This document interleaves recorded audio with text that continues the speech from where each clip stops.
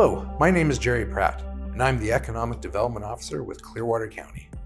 Welcome to the latest episode of our podcast series that delves into the issues that will impact the lives of county residents.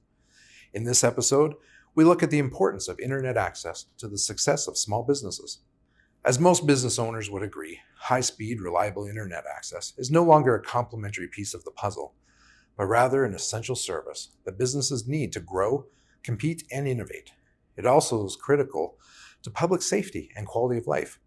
This has led to calls for recognizing internet connectivity as an essential service. As the government turns to technology to help MPs work through this pandemic, there are calls for Ottawa to make sure everyone can do the same.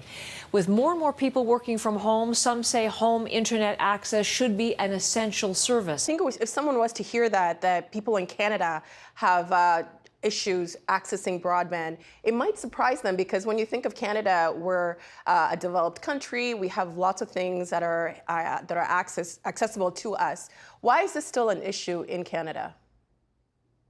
Well, in Canada, it's an issue because we're a large country. There's conditions of market failure that disadvantage the rural areas. And certainly we are seeing the digital divides, and it's plural, not just one divide, but many divides, widen as the accessibility to higher speed internet is affected by where you live and the kind of connection types that are available to you.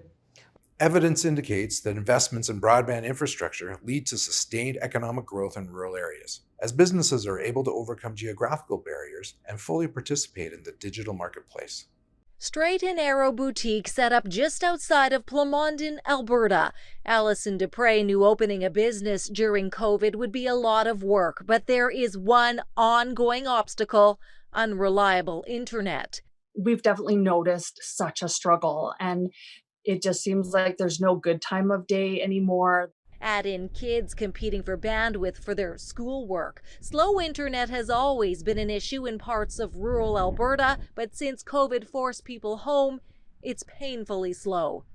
I mean, a decade is too long. We need this solved yesterday. We can't act on this soon enough or quick enough, or we're really going to leave half of our population behind in Alberta. In addition, the adoption of new technologies is also strongly correlated with sales growth and profits, offering a promising landscape for the next generation of entrepreneurs.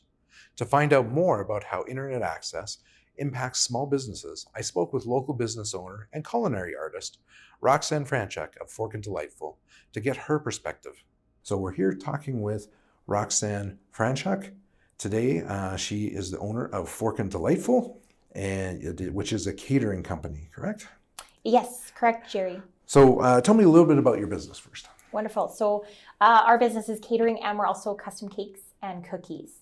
And we serve Central Alberta, so everywhere from Nordegg to Red Deer. And we actually have retail locations in other businesses in Crosshair Mills and West Edmonton Mall now. How many employees would you have? I imagine it's a little bit seasonal, but... It's completely seasonal. So I have one that comes in regularly, and then depending, right now it's grad, got a few other people in, right? And then when we get back into catering, Christmas season is huge for us. We run about 5 weeks, and we do over 20,000 cookies. So plus catering, plus, right? So yeah. And I imagine the pent-up demand for weddings has started to come in. Sure has. And it's going to be interesting over the next little while to see what happens with the world and how weddings look going forward. We're pretty much almost kind of like 2 years behind now. Oh. And we're completely booked for the season. And there's like people have been waiting almost, right? Like 2 years kind of thing, and having to reschedule 3-4 times, and now new people. So if we can go forward and see like weddings like they were in 2019 and before, it's going to be a really big, busy season going forward, and especially next summer. Yeah. So you have customers all over the province, in fact, probably beyond the province a little bit. How do you keep in contact with them? All internet. Everything's internet. Okay. So the way I run my business, we have no storefront. I wanted to keep it very low overhead cost. So that's how I did it. Storefront's great. Humans are very social. We love contact. But we've I've never done that. I have an inspected studio, like cake facility in my home. The health inspector comes, we're all through AHS. And then we rent out either the venue we're going to use for catering, or we rent actually 2 of our local halls, Evergreen and Condor. We love supporting them. And yeah, I pretty much live in Evergreen Hall, 5 weeks here, we're there this week. And it's inspected also. So, we have clients that pick up or we deliver, right? And it's all internet. Like lots of times I've never even met my clients, right? Especially when we're dealing with an event planner or something like that. It's strictly via the internet, quotes, invoicing, everything. And how is the internet service where you are? Where we are, we've been really lucky. It's been good. The last little while, really good. Though in the past, we have had spotty problems and from my understanding from my internet provider, with regulations, there's not too many on broadband. So sometimes like the oil field gas plant behind our house would kind of sneak in and use ours. Oh. And I don't know all the technical stuff, but like they can just kind of, they call it broadband, but I don't think that's the right terminology. But that can be difficult, right? When you have slow internet, because without internet, I can't run my business. Okay. What are other things that you use the internet for? So beside that, all our emails, quotes, we run a program for all our invoicing over the internet. So that's cloud-based then? Yeah. Okay. Yeah. So we have that, and it's a Canadian company, Waves. I don't know if you've heard of it, but all of that's done. People can pay via the internet. Like I said, we never even see them, right? Emailing, all our social media platforms.